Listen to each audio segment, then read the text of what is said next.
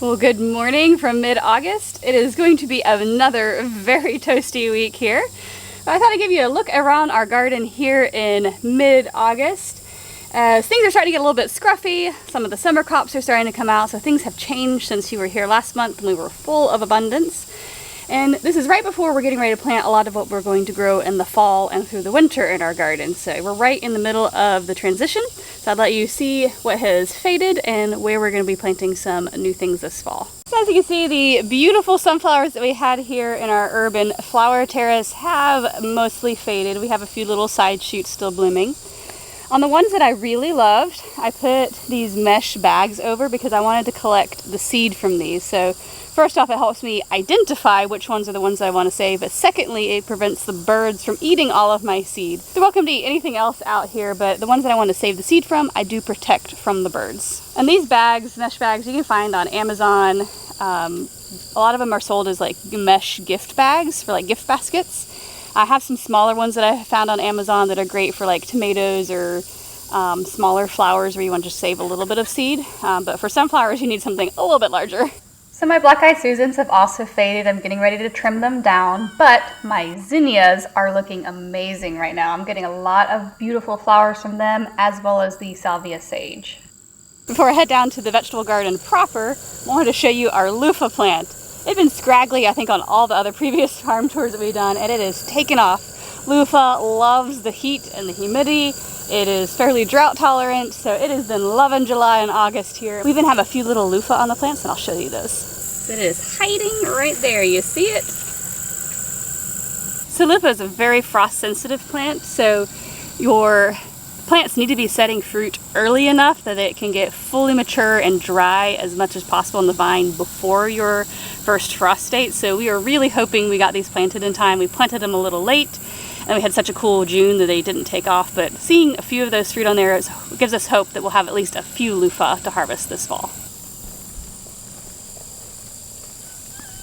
Our Amish paste tomatoes never thrived this year. They didn't do well because of the cool start. They were the first ones that got attacked by the tomato hornworm, and they just never really grew back. And look right there, already another hornworm. They've been getting attacked so much more than our other ones. I think probably because they've been weak all along. Hi, Goose Goose.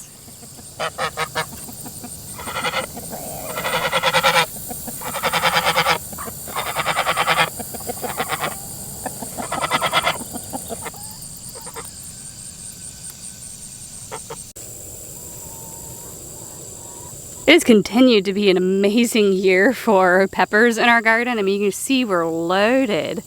We don't have a whole lot ripening right now, but we're gonna have a second harvest that's gonna be fantastic to help fill up our freezer for the winter. So this orange icicle variety is a type of Roma canning tomato, similar to an Amish paste, and it has been producing fantastic for us. You can see we're gonna have another flush of fruit, which is gonna be perfect. Excuse you?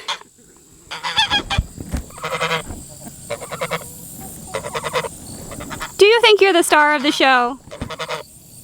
You really are pretty today, aren't you? Yeah, it's all about you, Goose Goose.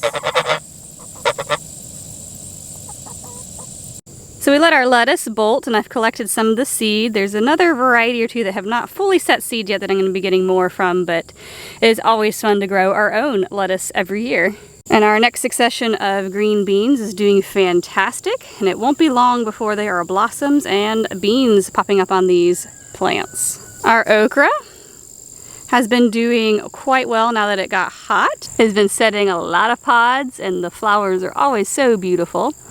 So we have been Captain Okra and freezing it. So it's been a good addition to the summer table. So our bean arch here, this is our Cherokee Trail of Tear beans, and they have been prolific this year. We have harvested 2 sacks off of this already, and we still have more pods that we need to start harvesting from here. So we're gonna have plenty of black beans. And this is our original green bean row. It is pretty much done producing. We've gotten a couple handfuls off of it the last few weeks, but not enough to merit keeping it for much longer.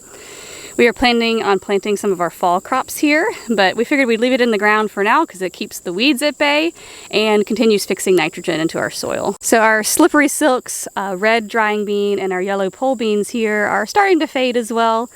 The slippery silks have set most of their pods. I haven't seen any more blossoms, so they will probably be on their way out, and we'll be planting more fall crops here.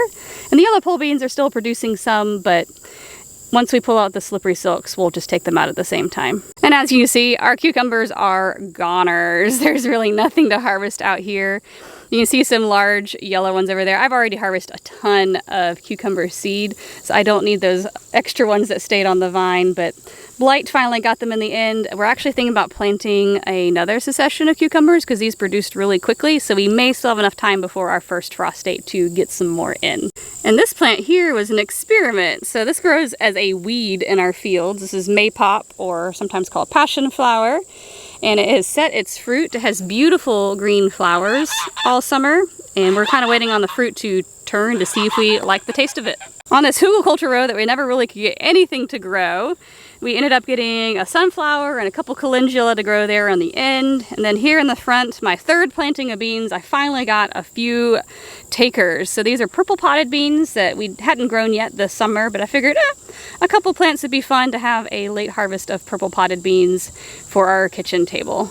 And the crop that I think Farmer Nathan is the most excited about are these melons. So we have a type of cantaloupe, I don't remember what variety is, and we got a whole bunch of them hiding in the vines around here.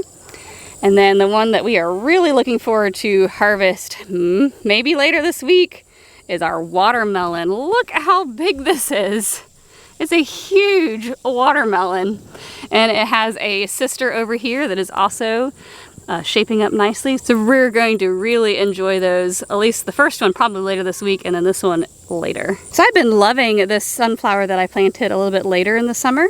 I haven't been great about succession planting sunflowers as they self-seed rather prolifically anyways, but this year I bought some extra seed on a whim. this is a F1 hybrid from Johnny's Seed called Buttercream, and I just love the more muted shade, and it usually, when you harvest it a little bit earlier, has a very dark center, and it's just really beautiful in bouquets, and it's also just beautiful out here in our garden. Tomatillo row here, it didn't really do much for us this year. Mostly it just kept the weeds from growing. We got hit by bugs and some sort of blight, as you can see, killed one of those other plants there. So we just really didn't get enough to even try making green salsa this year. So these are going to be getting ripped out very soon. We have some kale that we planted from seed in our greenhouse.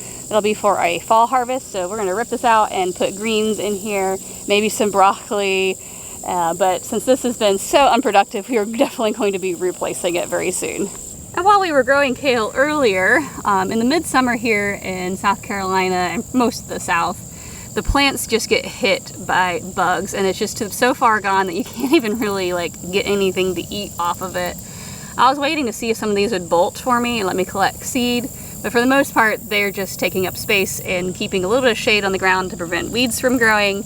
But as soon as I have the kale planted in other parts of our garden for the fall, these guys are going to be coming out for sure. Well, I hope you enjoyed seeing our garden here in the transition and heat of August as things start fading out. But before we start transitioning into fall, I hope your summer gardens are finishing up nicely for you this year and that you're able to get a few things in the ground for the fall. Happy growing, friends, and we'll catch you next time.